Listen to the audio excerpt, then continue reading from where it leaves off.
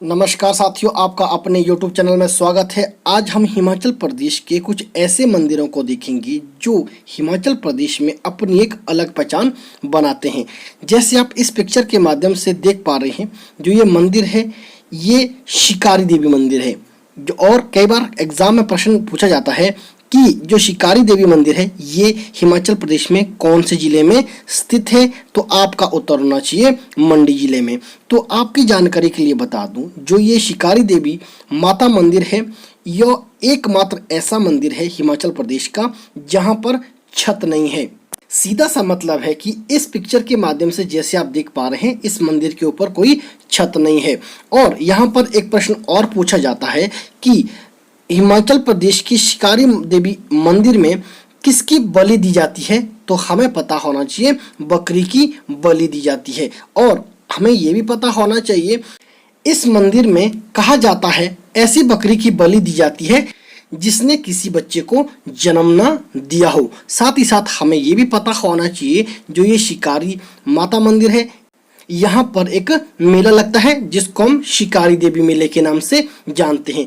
और साथ ही साथ हमें ये भी पता होना चाहिए कि शिकारी देवी नाम का एक वन्य जीव अभयारण्य भी है जो एग्जाम की दृष्टिकोण से बहुत महत्वपूर्ण है। इस प्रकार हमें पता चला शिकारी देवी नाम का एक मंदिर भी है, मेला भी लगता है और वन्य जीव अभयारण्य भी है। इतना हमें इस प्रश्न के बारे में पता होना चाहिए, एग्जाम की दृष्टिकोण से महत्वपूर्ण है। आशा करता हूं कि आप वीडियो को एंजॉय कर रहे होंगे। अगर आपको मेरी वीडियो सच में अच्छी लग रही है तो ऐसी ही वीडियो को पाने के लिए मेरे इस YouTube चैनल को सब्सक्राइब, वीडियो को लाइक, शेयर और कमेंट करना ना भूलें। इसके साथ बात करते हैं अगले मंदिर की, जो एक मूर्ति का मंदिर ना होकर सीधा मतलब है जिस मंदिर के अंदर मूर्ति की पूजा नहीं होती है बल्कि ज्वाला की पूजा होती है। जैसे हमारे ज़हन में ज्वाला शब्द आया वैसे ही हमें पता होना चाहिए जो ये मंदिर है ये ज्वाला जी में है। बोले तो इस मंदिर को ज्वालामुखी मंदिर के नाम से जानते हैं। कई बार प्रश्न पूछा जाता है एग्जाम में कि जो ज्वालामुखी मंदिर है ये कौन सी शैली में बना है, तो हमें पता होना चाहिए ये मंदिर गुंबदाकार या आप यूं कह सकते हैं डोम शैली में बना मंदिर है। इस मंदिर का निर्माण राजा भूमिचंद ने किया था। इसको कैसे समझना है, ध्यान दीजिए। जो ये ज्वालामुखी टेम्पल है यहाँ पर 9 ज्वालाओं का वर्णन किया गया है। और ज्वाला कहाँ से निकली, भूमि से निकली। तो इस प्रकार से आपने ध्यान देना है इस मंदिर का निर्माण किसने किया है, राजा भूमिचंद ने किया है। तो प्रश्न बन सकता है कि ज्वालामुखी मंदिर का निर्माण किसने किया, तो आपको याद आना चाहिए कि ज्वाला कहाँ से निकली, भूमि से निकली। तो इसका सही उत्तर होगा राजा भूमिचंद ने। कहा जाता है ज्वालामुखी में देवी सती की जीभ गिरी थी।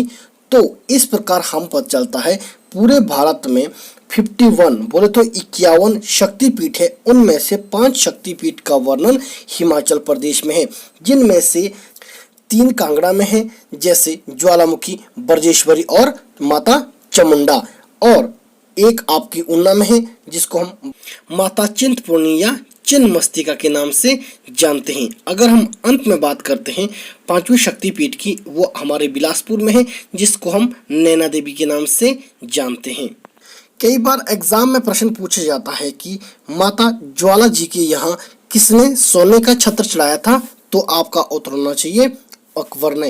रोचक बात यह है कि कहा जाता है अकबर ने इन सभी ज्वालाओं को बुझाने के अनेक प्रयास किए थे, जिसमें वो उन ज्वालाओं को बुझाने में असफल रहा। इससे प्रभावित होकर राजा अकबर ने माता ज्वाला के यहाँ सोने का छत्र चढ़ाया था। पर सोने के छत्र चढ़ाते समय सोने का जो छत्र था वो उनके हाथ से छूट गया था और वो छत्र किसी और धातु में परिवर्तित हो गया था।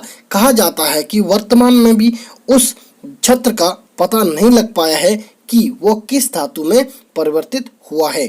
सीधा मतलब है वर्तमान में भी ये पता नहीं लग पाया है कि वो छत्र किस धातु का बना हुआ है। इसके पीछे का कारण ये मानते हैं कि माता ज्वाला अकबर की हरकतों से खुश नहीं थी। इसके साथ कई बार एग्जाम में प्रश्न पूछा जाता है कि स्वर्ण गुंबद किसने चढ़ाया था, तो हमारा उत्तर होना चाहिए राजा रणजीत सिंह। कब चढ़ाया था? 1813 ईस्वी में।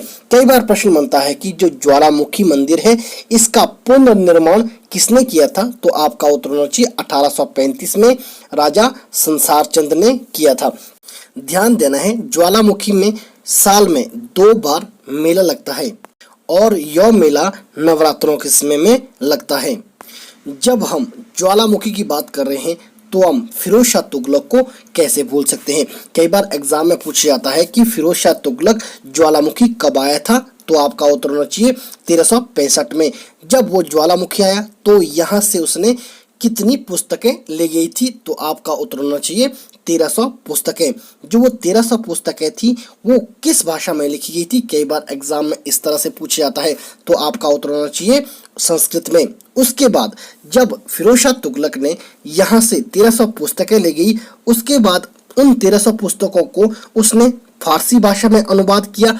तो ऐसा कई बार प्रश्न बनता है कि फारसी भाषा में उन 1300 पुस्तकों को किसने अनुवाद किया, तो आपका उत्तर होना चाहिए अज्जुद्दीन खालिद खानी, जो फिरोज शाह तुगलक के दरबार में एक कवि था। अब प्रश्न उठता है, जब वो 1300 पुस्तकें यहाँ से ले गई, अनुवाद किया, उसके बाद अनुवाद करने के बाद उन पुस्तकों को किस नाम से जाना गया, तो आपका उत्तर होना चाहिए दलाई फिरोज शाही।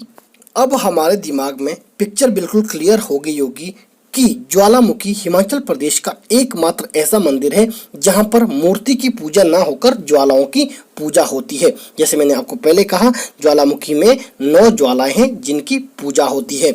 और इससे पहले हमने एक टॉपिक लिया था जिसका नाम था शिकारी देवी माता मंदिर, और शिकारी देवी माता मंदिर भी हिमाचल प्रदेश का एकमात्र ऐसा मंदिर है जिसके ऊपर छत नहीं है। आशा करता हूं आपको यह वीडियो पसंद आई। अगर आपको मेरी यह वीडियो पसंद आई तो मेरे इस यूट्यूब चैनल को सब्सक्राइब, वीडियो को लाइक, शेयर और कमेंट करना ना भूलें।